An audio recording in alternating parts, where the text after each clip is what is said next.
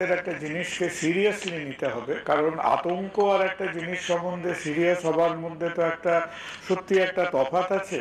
কোনো জিনিসটাকে আমাদের একটা ক্যাজুয়াল হালকা পাতলা অ্যাপ্রোচ হওয়া উচিত নয়। আমি মানুষকে আতঙ্কিত একেবারেই করতে চাই না, কিন্তু বলতে চাই যে আমরাই এই ভারতবর্ষে যখন ফার্স্ট ওয়েভের পরে জিনিসটাকে আমরা প্রায় হাফ ছেড়ে বেঁচেছিলাম, আমাদের চোখের আড়ালে এই কোভিডের একটা আনরেগুলেটেড মাল্টিপ্লিকেশন মিউটেশন হতে হতে সেকেন্ড ওয়েভে সেটা একটা আমাদের সামনে একটা ফ্র্যাঙ্কেস্টাইনের মতো ডেল্টা ভেরিয়েন্ট হিসেবে দেখা দিয়েছিল। এবং তখন আমরা বলেছিলাম যে ডেল্টা ভেরিয়েন্ট যে ভারতবর্ষেরই নাকের ডগায় জন্ম নিয়েছিল, সেটা ভারতবর্ষ প্রায় মাস দুয়েক প্রায় দেখেই বুঝতেই পারেনি, আননোন টু আস।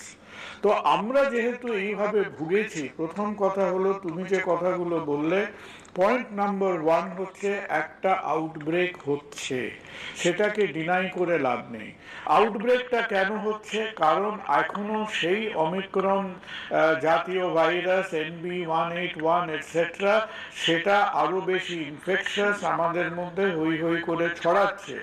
ঠিক যেমন আমরা কেউ কোনো রকম জ্বর জারি গলা ব্যথা কোনো অসুস্থতা চাই না, আমাদের আমাদের একটা সাধারণ মানুষ হিসেবে আমরা যখনই দেখব আমাদের আশেপাশে কারো একটু জ্বর গলা ব্যথা হয়েছে, জিনিসটাকে for the next 1 or 2 months একটু সিরিয়াসনেস নিয়ে যেন আমার থেকে আরো 5টা লোকের না ছড়ায়, সেই রকম ভাবে আমি অন্তত 2-3টে দিন নিজেকে একটু আলাদা বা আইসোলেটেড রাখবো। তুমি যে রাজার ইন্টারভিউটা দেখালে, যে যেখানে সত্যি কথা এটা কিন্তু আমাদের চিন্তাটা একটু বাড়াচ্ছে, যে কোভিড কোভিড রিলেটেড কোভিডের একজন পেশেন্টের কোভিড থেকে মৃত্যু হলো, যে কথাটা রাজা বলল যে একটা লাং পুরো হোয়াইট আউট হয়ে গেছিল, সেখানে কিন্তু একটা প্রশ্ন থাকবে যে কোভিড ছাড়া এর কোনো সুপার অ্যাডেড ইনফেকশন ছিল কিনা। অনেক সময় পালমোনারি ডিজিজে কি হয় যে কোভিড থাকে, কিন্তু তার সঙ্গে সঙ্গে হয়তো তার সঙ্গে অন্যরকম কোনো ব্যাকটেরিয়াল নিউমোনিয়া এটসেট্রা হয়। আরও যেটা হয় যে আমরা আজকে খুব ভালো মনে করে ইনফেকশন ট্রিট করতে এত রকম অ্যান্টিবায়োটিক এটসেট্রা দিয়ে থাকি যে কালচারেও সেটা ধরা পড়ে না। কারণ অমিক্রন বাই কনসেপশন, আমাদের ফান্ডামেন্টাল কনসেপ্ট হলো যে অমিক্রন লাঙে ঢুকে সে বজ্জাতি করবে না।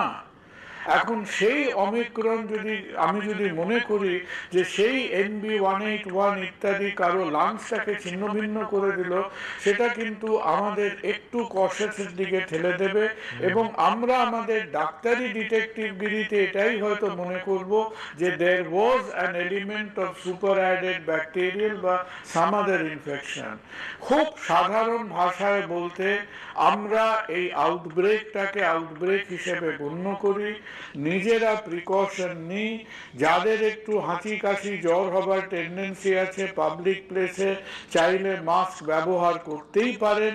আমাদের আশেপাশে যাদের জ্বরজারি হচ্ছে, আমরা যেন আমাদের অফিসে চলে গেলাম, হাসপাতালে চলে গেলাম, হঠাৎ একটা বিয়ে বাড়ি চলে গেলাম, অনুষ্ঠানে চলে গেলাম, এই কাজগুলো না করলে নয়।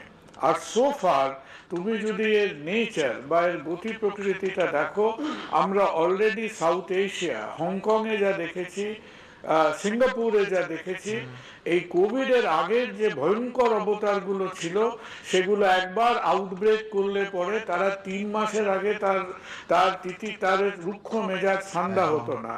এখন এই আউটব্রেকগুলো মোটামুটি 4 to 6 উইকসের মধ্যে, ইন্ডিয়াতে দুটো মেজর ওয়েভ 3.5 মাস ধরে চলেছিল।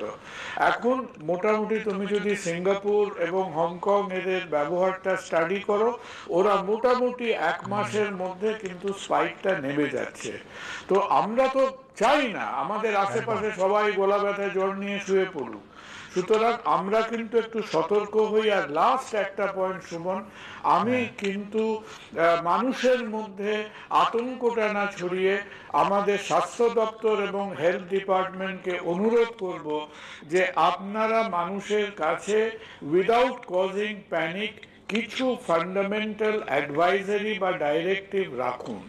কাদের কাদের টেস্ট করতে হবে, কি criteria for staying isolated at home, কারণ আমাদের যদি তুমি কোনো রকম অ্যাডভাইজারি ছাড়া ছেড়ে দাও, আমাদের যেন এই ডাক্তারদের মধ্যেও আমাদের ব্যাপারটা চলন বলন গুলো বড্ড কনফিউজড হয়ে পড়ে।